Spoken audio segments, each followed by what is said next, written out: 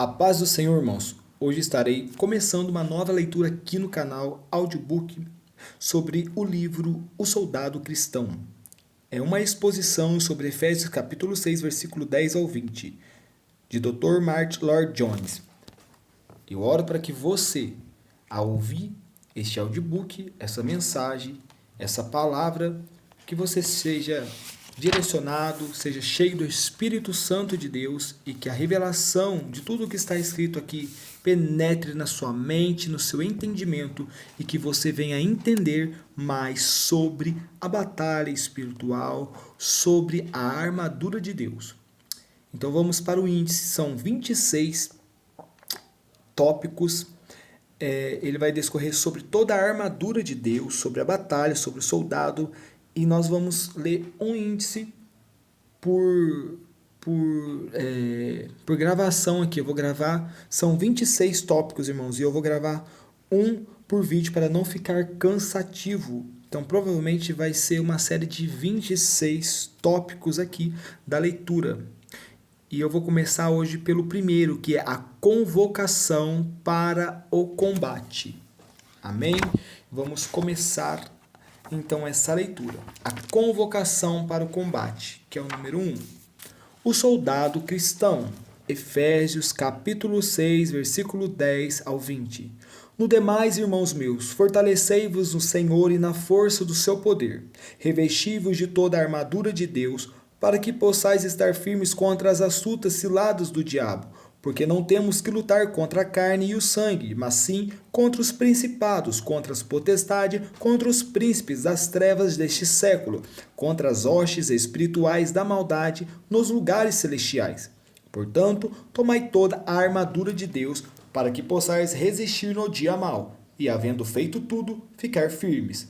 Estais, pois, firmes, tendo cingido os vossos lombos com a verdade e vestida a couraça da justiça, e calçados os pés na preparação do evangelho da paz, tomando, sobretudo, o escudo da fé, com o qual podereis apagar todos os dardos inflamados do maligno.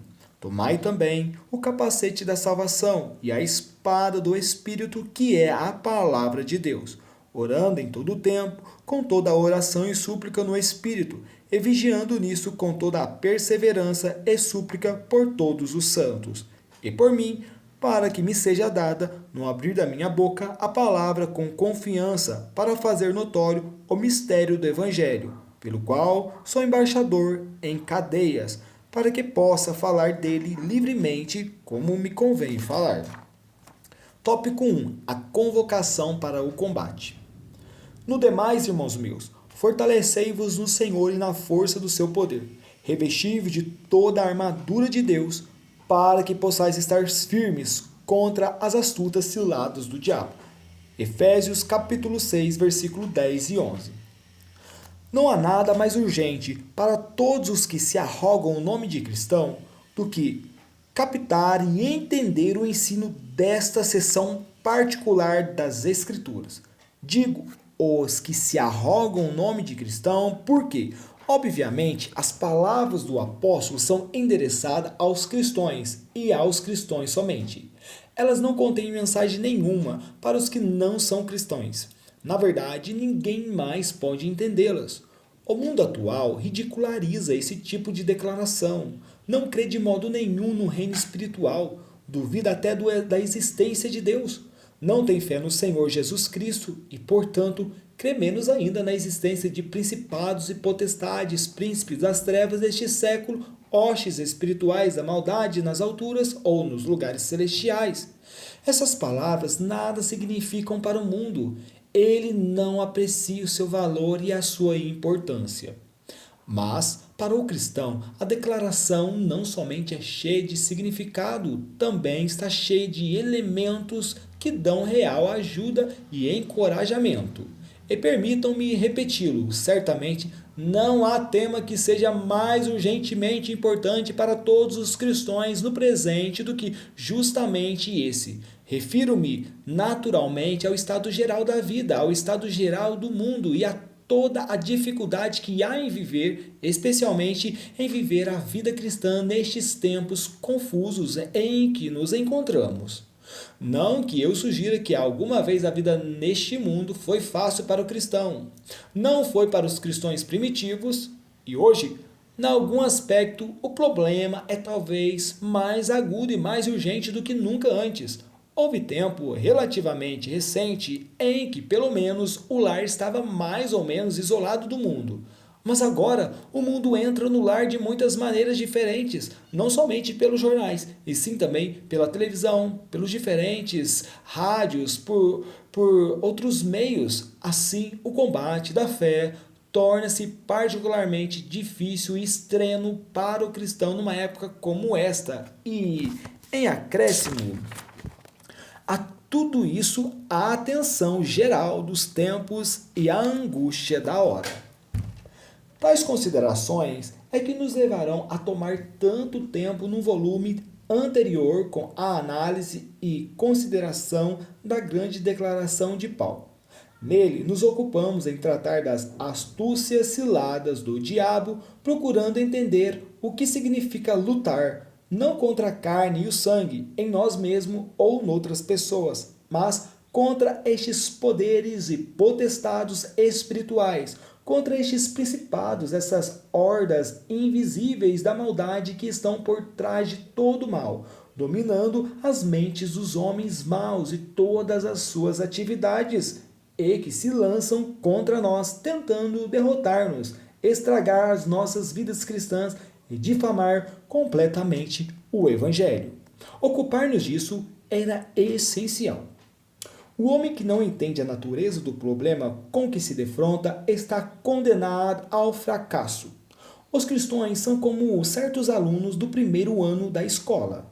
A princípio, penso que toda e qualquer matéria é muito simples, que não há dificuldade nenhuma. Bem, vocês sabem o que provavelmente acontece quando eles enfrentam um exame. A primeira coisa que se tem a fazer é entender a natureza e o caráter do problema que se enfrenta.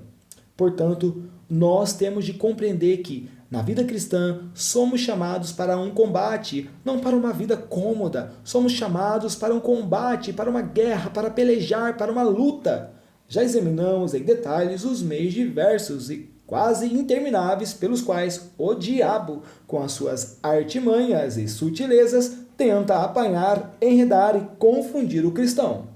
Para o cristão, estar prevenido quanto ao caráter e à estratégia do inimigo é absolutamente essencial, pois estar prevenido é estar premunido e isso já é assim mesmo a batalha ganha.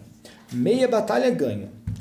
Mas é preciso que nos lembremos de que apenas meia batalha. Se parássemos aí, sem dúvida todos nós ficaríamos deprimidos. Diríamos, já basta a vida como é, sem você pôr para fora todas essas coisas. Você nos mostra que o problema é de tal monta que ninguém é competente para lidar com ele. Você dá ênfase a que lutamos contra poderes e principados terríveis. Quem é suficiente para estas coisas? Quem pode levantar-se contra essas grandes hordas do mal, com toda a sua astúcia e com todo o seu poder maligno? Estudar o problema isoladamente, embora sendo absolutamente essencial, poderia dar em nada, só nos levando a sentir-nos deprimidos e completa e inteiramente sem esperança. Contudo, graças a Deus, o Evangelho é sempre realista. Na verdade, nada esconde jamais e nunca dá uma impressão falsa.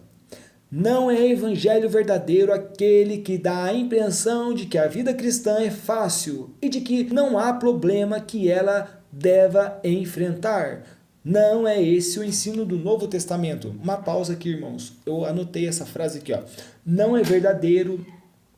Não é evangelho verdadeiro aquele que dá a impressão de que a vida cristã é fácil e de que não há problemas que ela deva enfrentar, ou seja, que a pessoa deva enfrentar. Não é esse o ensino do Novo Testamento, porque o evangelho verdadeiro é o caminho estreito, a porta estreita e o caminho é apertado. Aleluia, voltamos aqui. O Novo Testamento é sumanamente alarmante a princípio é de fato terrificante, mostrando-nos os problemas com os quais nos defrontamos. Mas acompanhe-me, vão adiante.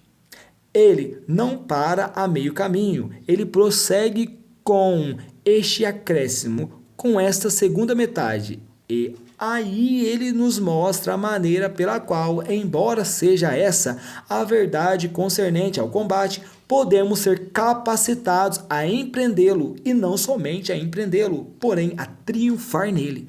Mostra-nos que fomos destinados a ser mais do que vencedores.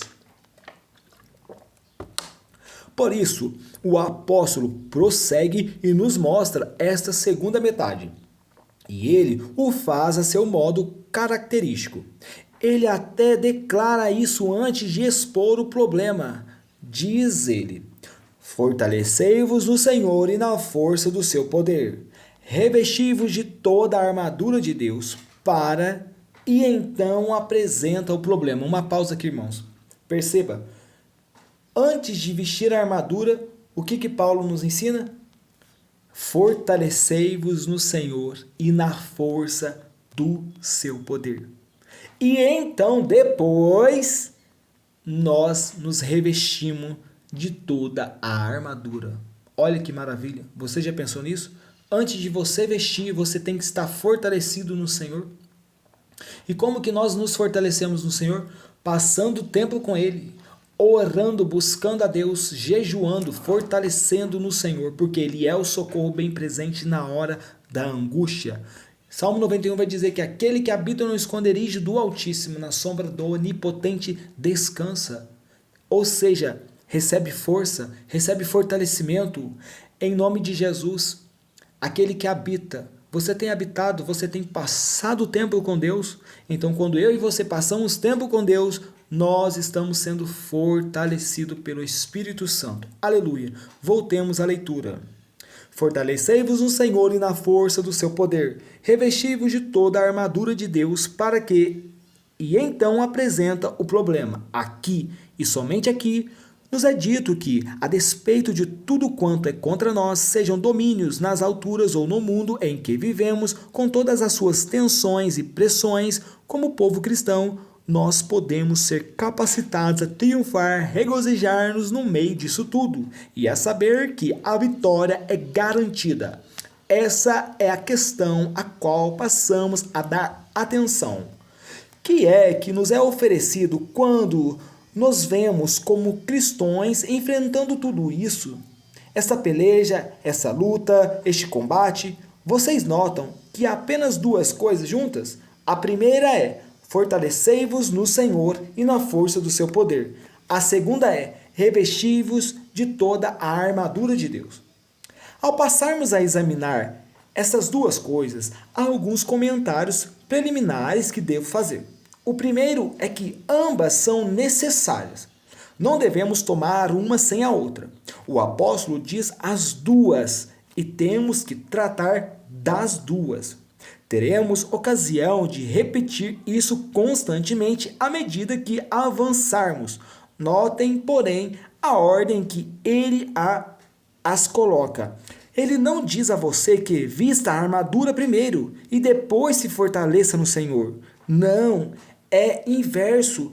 Fortalecei-vos no Senhor e na força do seu poder, e então revesti-vos de toda a armadura de Deus.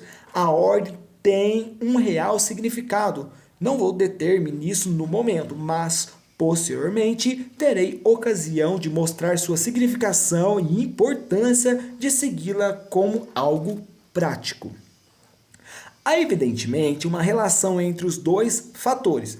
Deixe-me dar apenas uma ligeira ideia do que desenvolveremos na sequência.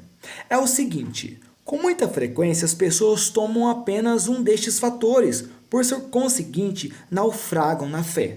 Há alguns que dizem: tudo o que você necessita fazer é levar tudo ao Senhor e descansar confiante em seu poder. Jamais fazem alusão a toda a armadura de Deus. Isso é deixado completamente de lado. Há outro que colocam toda a sua ênfase no revestimento da armadura de Deus, como se eles pudessem vesti-la por si mesmos. Esquece a sua absoluta dependência do poder do Senhor e da sua força imensa e vigorosa.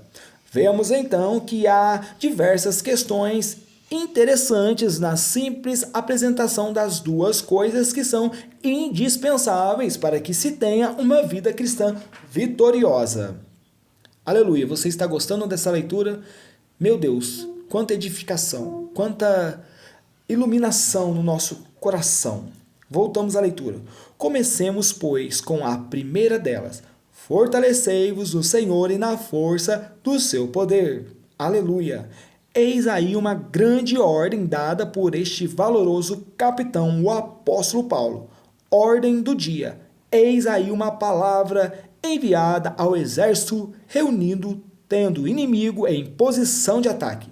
Eis aí a palavra proveniente deste grande líder que ele próprio tivera pessoalmente longa experiência de guerra e que, como tantas vezes ele nos faz lembrar, tinha a seu cuidado todas as igrejas e tinha visto em primeira mão as maquinações do maligno contra o povo de Deus. Eis aí a grande ordem do dia. Fortalecei-vos no Senhor e na força do seu poder. Agarrem-se a isso. Não esqueçam. No calor e no grosso da batalha, mais tarde no dia, aconteça o que acontecer, jamais esqueçam, jamais percam de vista este grande princípio norteado e determinante. Pergunto, o que é que significa e como podemos praticá-lo?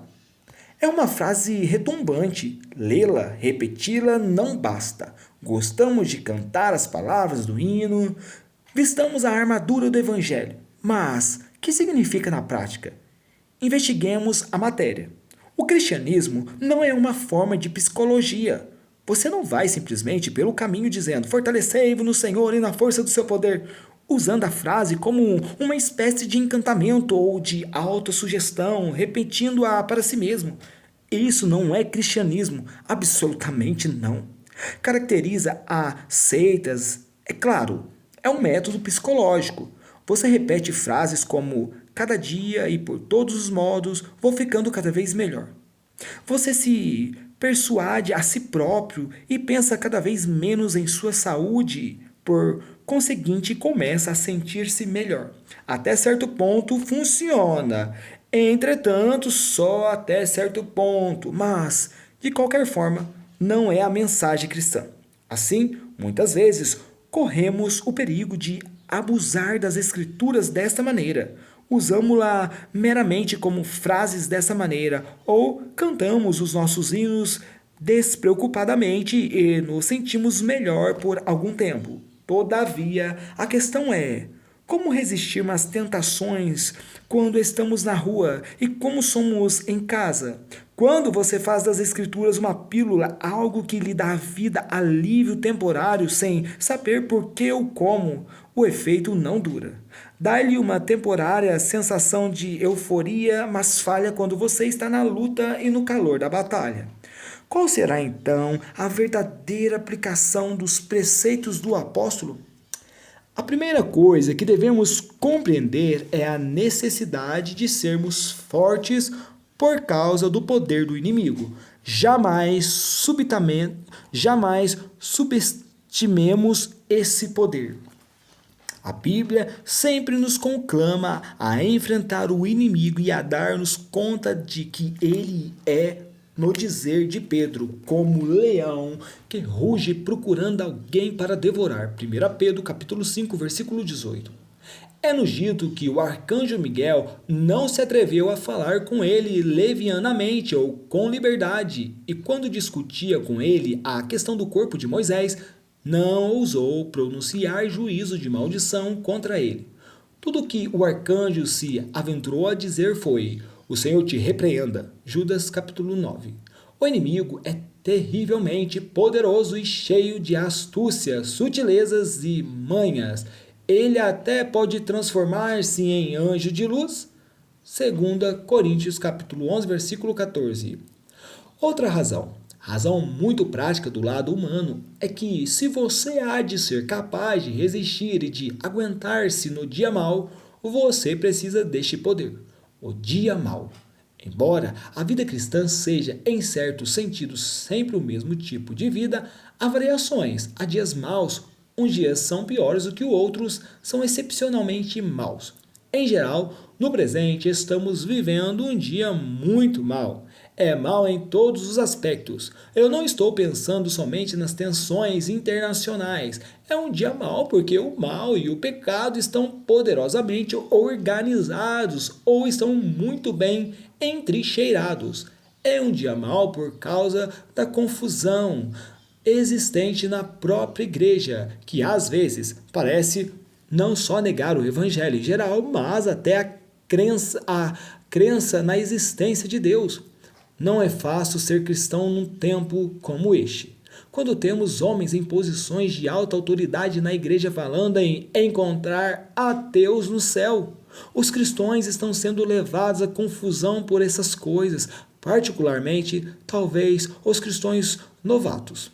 O diabo está extraordinariamente ocupado e ativo criando esta incerteza acerca dos elementos essenciais da fé e produzindo esta confusão total. O que é o evangelho? O que não é?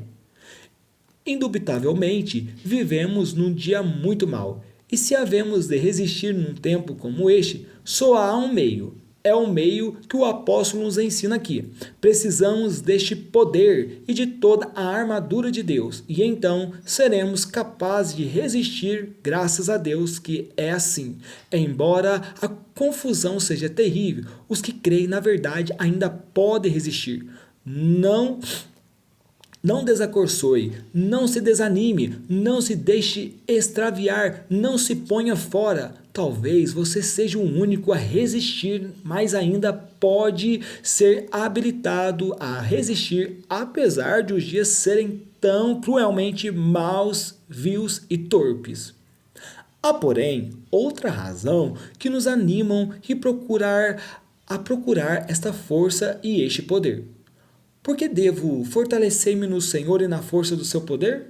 Respondo: quero fortalecer-me para evitar fracasso pessoal, sim, pois eu sei que, quando eu falho e caio em pecado, fico acabrunhado e me sinto infeliz. Isso verdadeiramente acontece com todos os cristãos.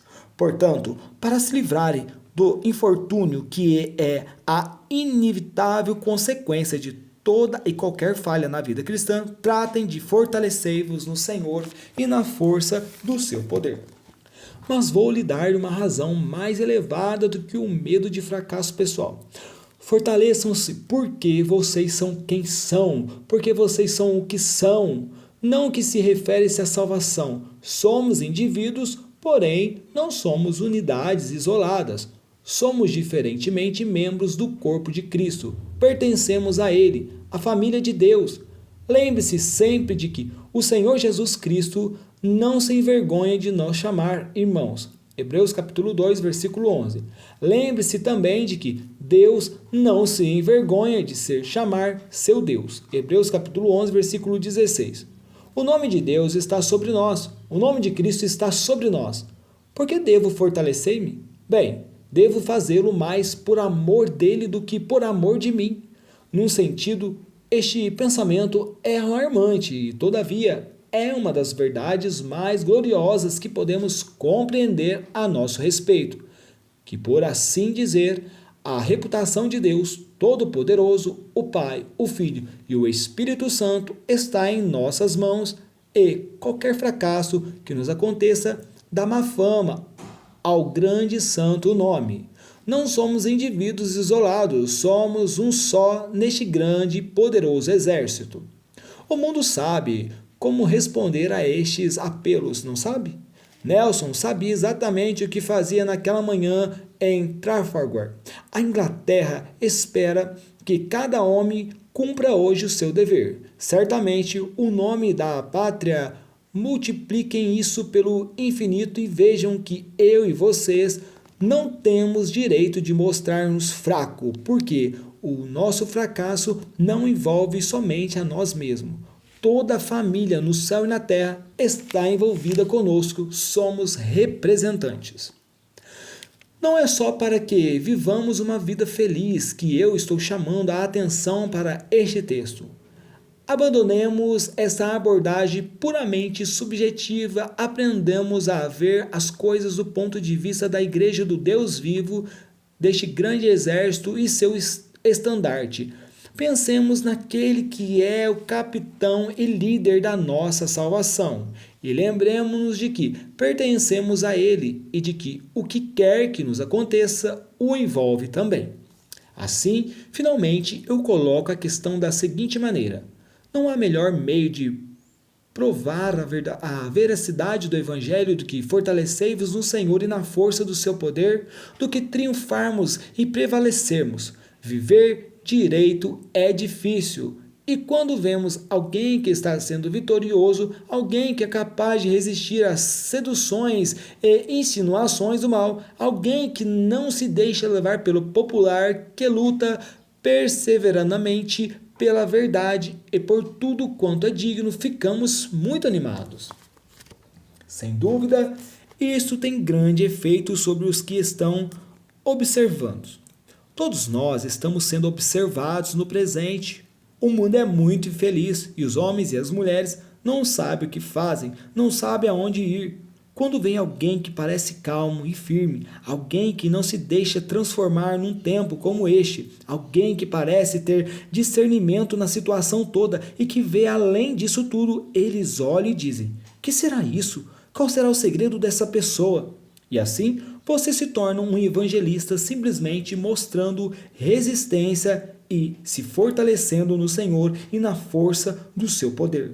Você não é arrastado pela onda, não faz coisas só porque os outros as estão fazendo. Você tem os seus próprios princípios e está pronto a lutar por eles e a morrer por eles.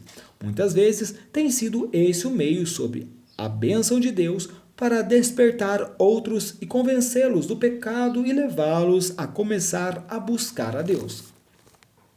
Em nossa vida diária, seja qual for a nossa vocação terrena, todos nós vivemos uma espécie de círculo. Estamos cercados de pessoas e o diabo cegou e que ele... Em nossas vidas diárias, seja qual for a nossa vocação terrena, todos nós vivemos uma espécie de círculo. Estamos cercados de pessoas que o diabo cegou e que ele, a seu talante, leva por maus caminhos. 2 Timóteo, capítulo 2, versículo 26. Você nunca sabe quando o simples fato de que você está resistindo. Não estou pedindo que você seja pretensioso, não estou pedindo que você fale necessariamente, mas eu estou apenas pedindo que você mostre que pode resistir quando todos os outros estão falhando. Você nunca sabe, repito, quando isso pode prender a atenção e abrir uma porta de oportunidade para o evangelho de salvação, o evangelho do nosso Senhor Jesus Cristo. Aleluia. Aí estão, pois, algumas razões e considerações preliminares pelas quais devemos fortalecer no Senhor e na força do seu grande poder. Em segundo lugar, temos que dar-nos conta das nossas fraquezas e da nossa necessidade de ajuda. Essa é a pressuposição que está por trás daquilo que o apóstolo está dizendo aqui. Ele não está preocupado com isso somente por causa do inimigo, mas está igualmente preocupado por causa da nossa fraqueza, por causa da nossa falta de força e, de novo, o melhor modo de perceber esta incapacidade é estender algo do poder do inimigo. Há amplo ensino na Bíblia para dar a você este conhecimento. Vá ao princípio da Bíblia. Você lê ali um homem chamado Adão, que era sem pecado e perfeito. Entretanto, reconfrontado pelo diabo e pela manifestação da astúcia do diabo. Embora fosse perfeito e tivesse tido uma vida de amizade e comunhão com Deus, ele caiu. E caiu tão facilmente. A astúcia do inimigo, com a sua insinuação de que Deus estava contra o homem, de que Deus era injusto com o homem, foi demais para Adão. e ele caiu. Quando o diabo lança o seu ataque, que é o homem, embora perfeito e criado à imagem de Deus, Adão caiu. E se Adão, naquele estado de perfeição, caiu, quem somos nós para resistir? Mas prossigamos. Vejamos os santos do Velho Testamento, todos eles, os patriarcas, os reis piedosos, os profetas, todos eles caíram, nenhum deles pôde resistir ao diabo. Ele é o valente que guarda armada a sua casa e mantém em segurança tudo quanto tem. Todos os homens falharam, todos eles pecaram, destituídos estão da glória de Deus, eles sucumbiram às astúcias do diabo. Esse tem sido o testemunho universal de todos os santos cristãos, dos maiores santos através dos séculos. Um dos sinais característicos do verdadeiro santo é que ele nunca dá a impressão de que a vida cristã é fácil, nunca. O homem que dá a impressão de que é fácil, confundiu o cristianismo com alguma outra coisa. Usa um atalho que ele imagina que o leva a um lugar onde tudo é muito simples. Mas o caminho do cristão não é esse, jamais. Os maiores santos sempre deram testemunho da ferocidade da batalha, da sua fraqueza pessoal, da sua incapacidade. Lamentamos isso. Portanto, estejamos atentos ao que nos está dizendo hoje esta grande nuvem de testemunho. No entanto, permitam-me recomendar-lhes que examinem também a sua experiência pessoal. Se você acha que é um cristão muito forte, permita que lhe pergunte por que você falhou tanto e por que ainda falha. O que acontece com as suas resoluções e com os seus propósitos? Por que você se vê tantas vezes nas situações de arrependido? Por que às vezes o assaltam sentimentos de completa desesperança e de quase desespero? A que se deve isso? Deve-se tudo ao simples fato da nossa fraqueza. É porque somos incapazes e infalíveis. Mas devemos encarar isso com sinceridade.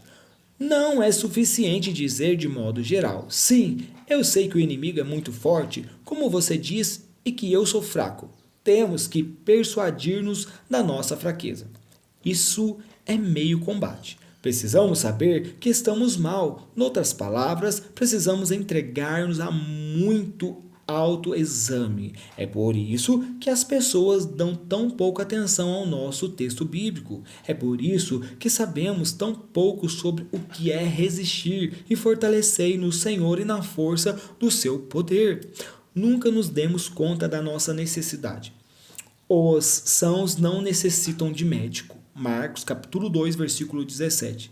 Esse era o principal problema com os fariseus. Achavam que estavam em boas relações com Deus. Não iam ao médico, não havia nada de errado com eles. Não vamos ao médico enquanto achamos que está tudo bem conosco. Temos que aperceber-nos de que estamos doentes. Todavia, isso significa exame, autoexame.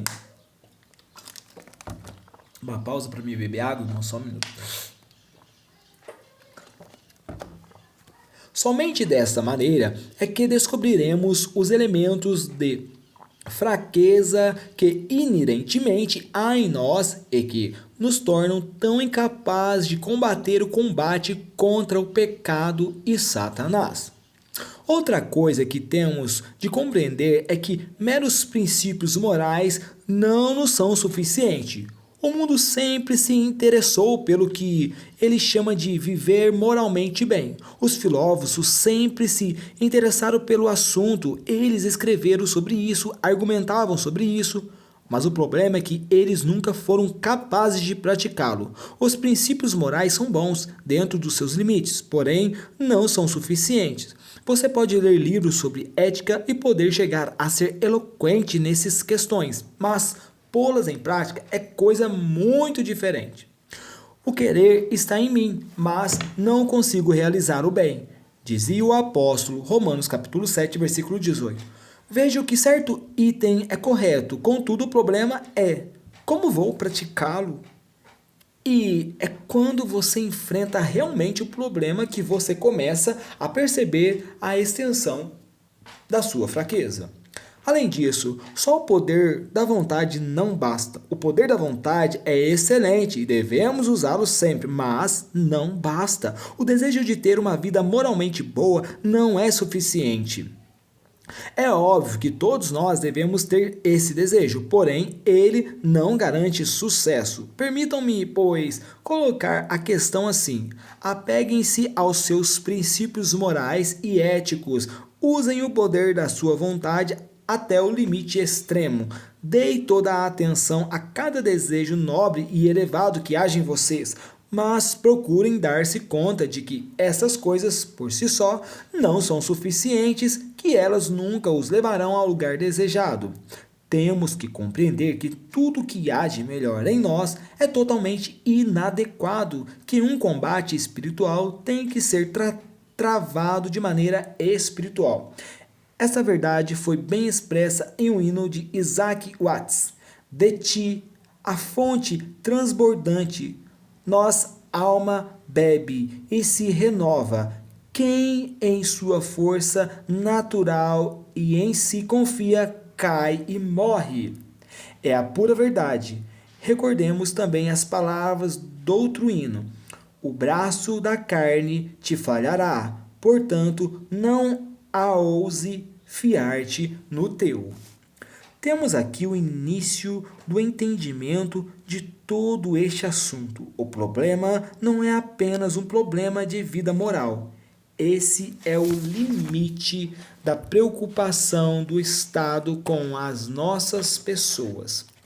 O Estado ignora o fundo espiritual, pois ele ignora o diabo e os principados e as potestades, e é por isso que ele continua a acreditar que a educação pode realmente resolver o problema e reformar pessoas. É por isso que ele pede o auxílio da psicoterapia e de vários outros expedientes nas prisões. Mas, quanto mais ele faz isso, mais o problema parece aumentar. Tudo porque os homens não se apercebem do caráter espiritual do problema. Eu e vocês temos que compreender que o viver a vida cristã não acompanha automaticamente a conversão. Há muitos que, tendo entrado na vida cristã por meio de regeneração, por meio de uma experiência genuína, tentam viver a vida cristã nos velhos moldes. Acham que precisam deste ato de Deus em Cristo para salvá-los, porém parecem ficar só nisso. Acham que daí em diante vão viver a vida cristã por suas próprias forças, e eles têm um novo entendimento e, portanto, agora vão ter essa vida. Mas não é possível fazê-lo. Esse é o caminho no qual muita gente cai e morre, porque a sua confiança está somente em sua força natural. Ao contrário, este é um combate que tem que ser travado de maneira espiritual e com entendimento espiritual. Isso nos leva ao terceiro princípio geral.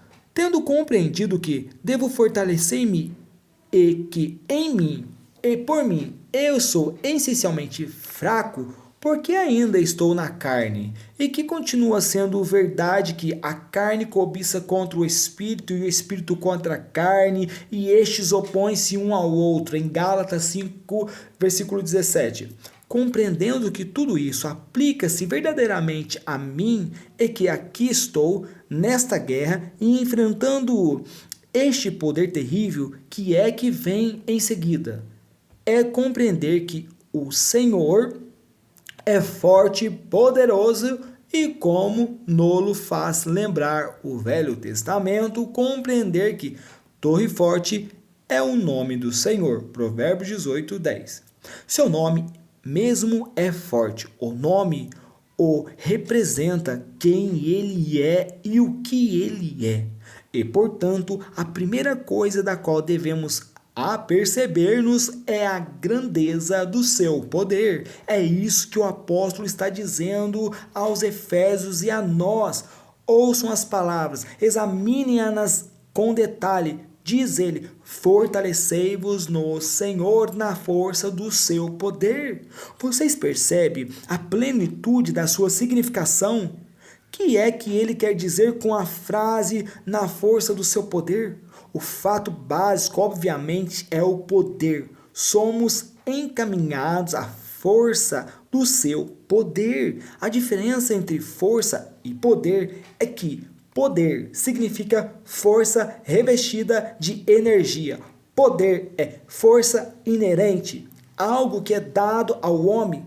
Pense no homem forte, musculoso. O poder é essa força e energia muscular do homem.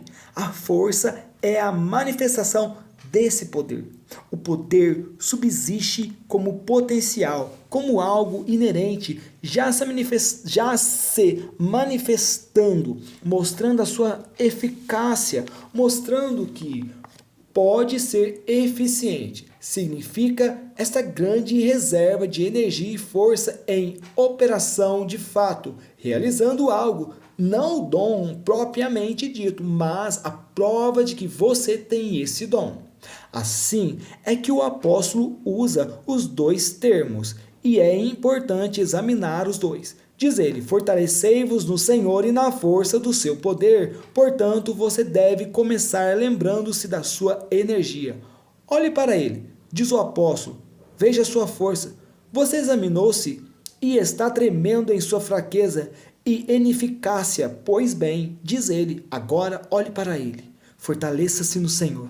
Fortalecei-vos no Senhor. Para fortalecer no Senhor, você tem que se lembrar da força do seu poder. Dê a expressão que quiser a isso, porém olhe para ele, para dar-se conta das reservas de energia e força nele existentes. É isso que esta epístola do Novo Testamento dizem em quase toda parte. Nele, diz Paulo aos Colossenses, habita corporalmente toda a plenitude da divindade, em que, diz ele ainda, todos os tesouros da sabedoria e do conhecimento estão ocultos. Estão todos ali. Eles constituem este poder, esta tremenda força e energia inerente. Fortalecei-vos no Senhor, é meditar nele e em sua força. Não é tão somente uma frase, um encantamento, uma fórmula. Significa que você se assenta e recorda essas coisas. Você olha para ele e traz à memória algumas dessas coisas que verdadeiramente se referem a ele. Diga-se de passagem que o fato de podermos fazer precisamente isso é um dos principais motivos para lermos regularmente as Escrituras, em particular os 4 Evangelhos. Não devemos ler as Escrituras apenas para podermos dizer que lemos a nossa porção diária e assim cumprimos o nosso dever. Isso não é motivo para ler as Escrituras. Não estou condenando a leitura sistemática. Sou um grande defensor da leitura sistemática.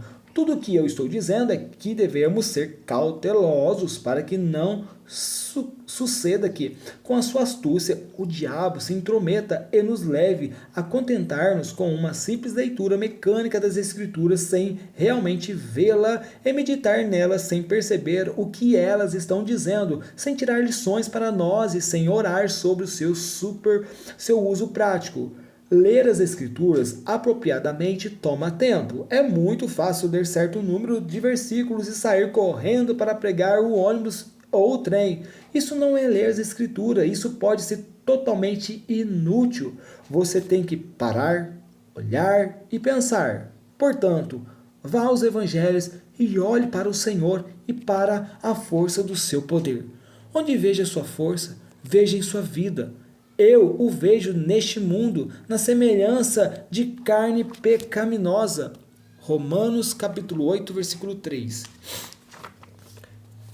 Vejo-o no mesmo mundo em que eu estou. Vejo que, obviamente, ele experimentou fome, sede, fraquezas e cansaço físico e que ele sabia o que é ficar decepcionado com outras pessoas. Ele passou por isso tudo. E, todavia, o que vejo quando olho para ele é que ele resiste. Ele sempre permanece firme. Nunca se vê nele qualquer vacilação e muito menos alguma falha ou hesitação ou queda. Ele resistia, tendo o mundo, a carne e o diabo tudo contra ele. Ele resistia. Aleluia. Portanto, quando olho para a sua vida, vejo imediatamente aquele que andou por este mundo sem se desviar em nenhum aspecto. Ele simplesmente ia adiante resolutamente. Vejo mais, vejo a sua força em todos os seus milagres, vejo principalmente nos milagres em que ele expulsou demônios. Eis aqui aquele para quem eles não eram problemas. Eis aqui aquele que pode impor-se aos demônios. Ele pode exorcizá-los. Ele fala com poder e autoridade e os demônios têm que vir de rastros a ele, rogando-lhe que os poupe, que não os lance no abismo para destruí-lo. Eis aqui um mestre Senhor. Vem a ele e lhe dizem: sabemos que tu és o Santo de Deus. Eis aqui aquele, quando os demônios estavam agindo poderosamente, com uma só palavra podia expulsá-los. Os discípulos não conseguiam fazer isso. Vejo o rapaz no sopé do Monte da Transfiguração. O Pai o tinha trazido aos discípulos e eles fizeram o máximo que puderam, mas não puderam ajudá-lo e o pobre rapaz continuou sendo uma vítima do poder de Satanás. Todavia, há uma palavra do nosso Senhor. O demônio é expulso e o rapaz é curado e devolvido sã ao Pai. Ali vemos a sua força em ação, ali vemos algo da força do seu poder. Ele tem o domínio sobre os principados e as potestades, sobre os príncipes das trevas deste século, sobre as hostes espirituais da maldade dos lugares celestiais. Mas devemos ir mais longe e observar esta força do seu poder revelada na tentação em que ele se sujeitou.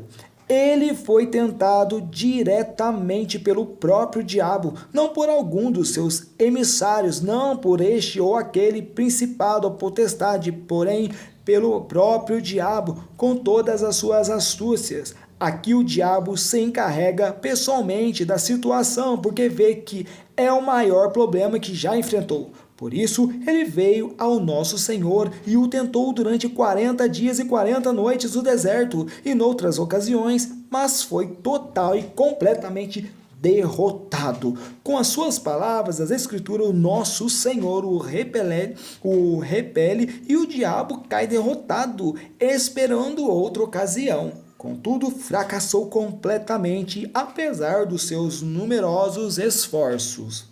É nisso que devemos demorar-nos e ponderar. Não será este ou aquele pormenor ou iniciante da vida do nosso Senhor que levará você a entender a sua pessoa. Isso ajuda, é claro, e atesta a sua pessoa. Mas, agora, diz o apóstolo, façam uso prático dessa força.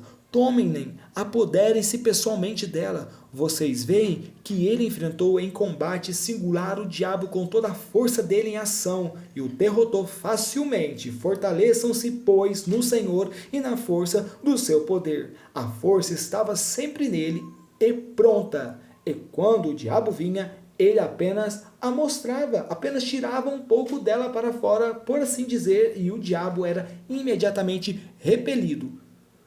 Segurem-na, diz o apóstolo. Tiago, exatamente da mesma maneira, e compreendendo este ponto, diz: resiste ao diabo e ele fugirá de vós. Capítulo 4, versículo 7. É como funciona, mas não funcionará enquanto eu e você não estivermos bem seguros acerca da força de Cristo e não conhecermos realmente algo da força do seu poder, da força que lhe é inerente. Nele habita corporalmente a plenitude da divindade. Ele é Deus e homem. Não pode falhar, nunca falhou. Finalmente, é óbvio, O Senhor prova e demonstra a força do seu poder na cruz, na ressurreição. A cruz parece o dia do poder do mal. Assim pensavam os poderosos do mal, bem como o diabo e todas as suas hostes. O mundo também tinha semelhantes pensamentos.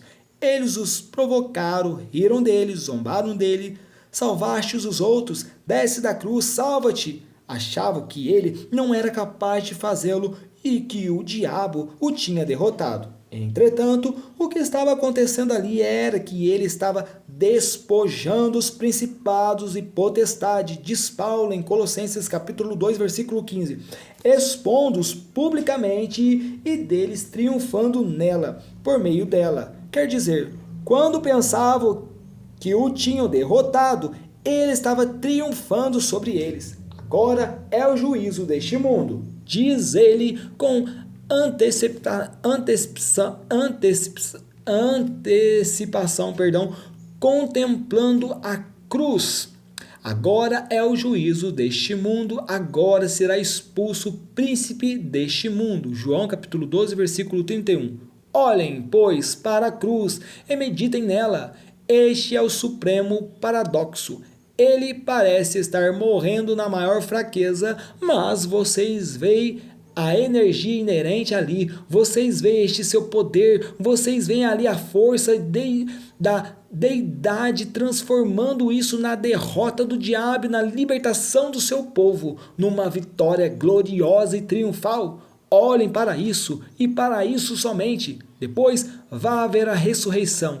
Ele rompe as ânsias da morte, triunfa sobre o último inimigo e sobre os efeitos finais do pecado e do mal. Ele tem domínio completo sobre todos estes poderes que se levantam contra nós e os derrota todos. Ele ressuscita sobe aos céus e levando o cativo cativeiro.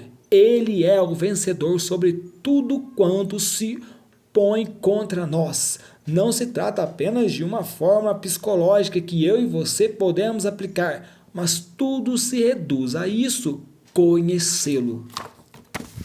Vocês nunca experimentarão poder em suas vidas enquanto não o conhecerem. Portanto, precisamos conhecê-lo. Quando estudarmos as diversas partes da armadura, veremos que quase todas elas estão direcionadas para aquele fim, conhecê-lo, ter conhecimento sobre ele e sobre a verdade concernente a ele. Começamos com esse pensamento aqui, no Senhor e na força do seu poder. Já captamos algo disso? Sabemos algo sobre isso? Esqueça-se de você por algum tempo. Olhe para ele e procure compreender a verdade a seu respeito. Depois procure compreender a força do seu poder que está disponível para você. Essa é a chave de tudo. Assim, devemos vê-lo objetivamente como ele nos é retratado, como ele se nos revela. Depois, temos que compreender que pertencemos àquele que é o Senhor e que nele está a plenitude da deidade.